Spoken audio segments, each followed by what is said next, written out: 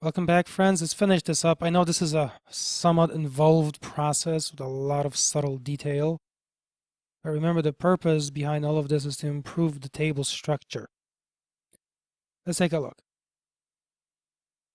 So first of all, remember we had part brand. I'm going to take a look at that, execute that.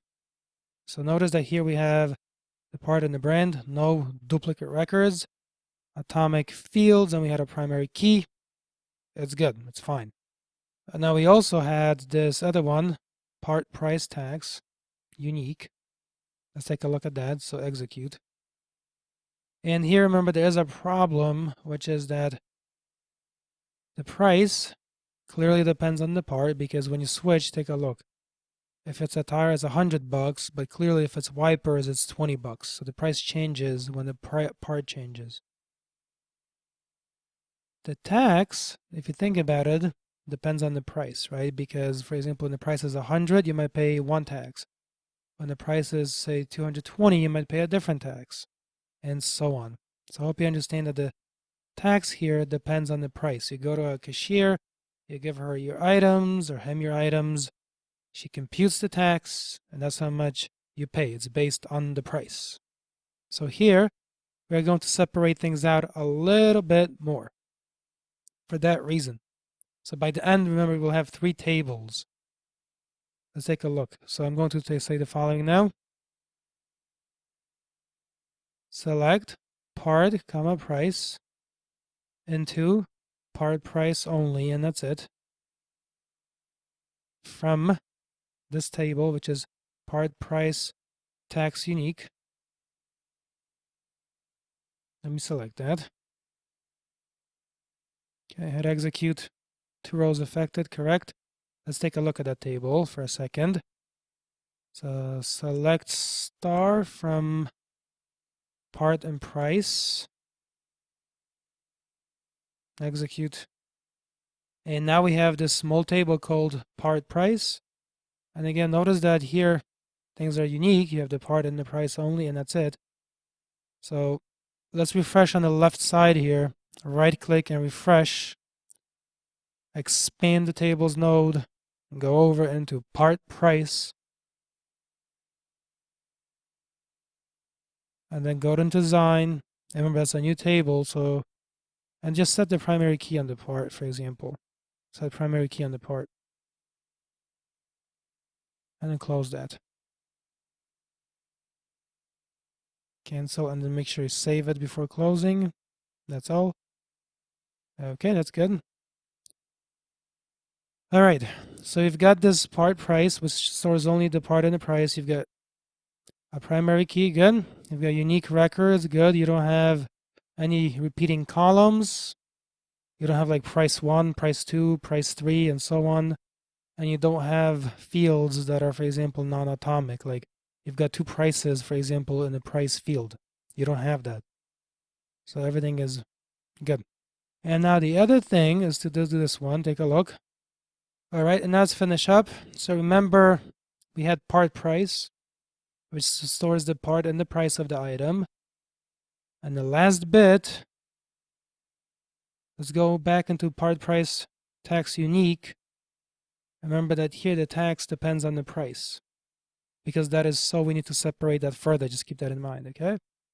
You want the price, for example, to be dependent completely on the part, and you want the tax to also be completely dependent on the primary key and not some other field.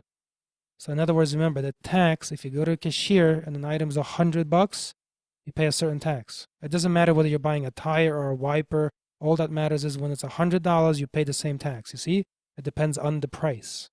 Keep that in mind. So here, I'm going to separate things out again.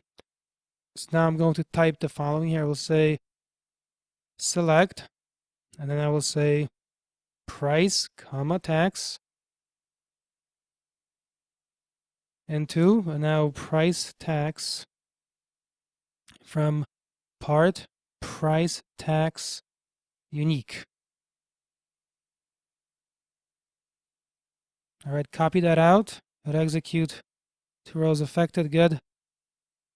Let me just see what's inside. So select star from price and tax. Execute that, and you've got the price and the tax only, and that's it. So clearly the tax depends on the price, and that's it. You don't have the tax depending on other columns.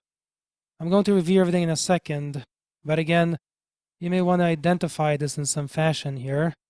So for example, on the left side, refresh the view, and then go over into price tax. You have to be super careful here.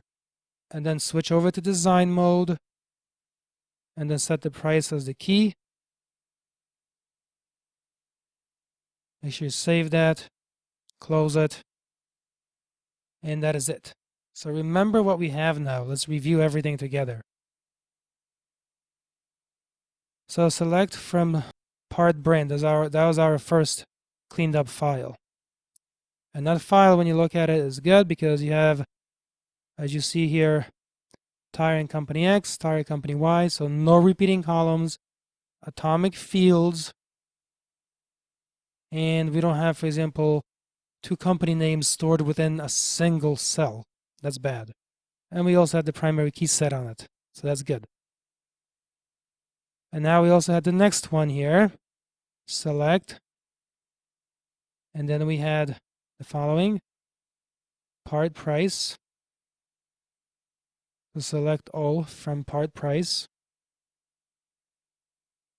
And we have the part and the price. And again, we had a primary key.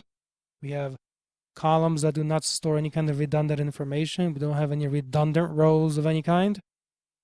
So that's good. And the last one we had was the select star from price tax.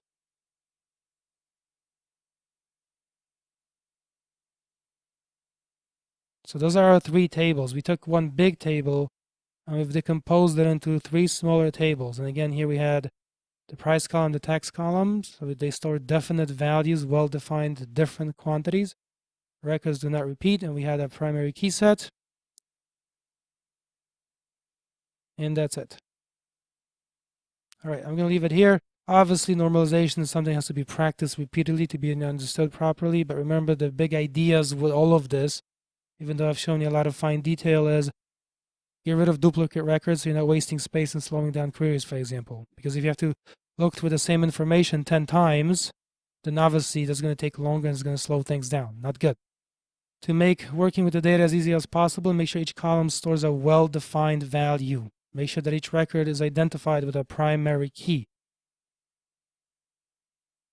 And then make sure that you're not repeating the same information 10 times over in terms of columns. Like, for example, column 1 has one kind of information, column 2 next to it has the same kind of information, column 3 has next to it has the same kind of information. You don't want that either because, again, redundancy, you see?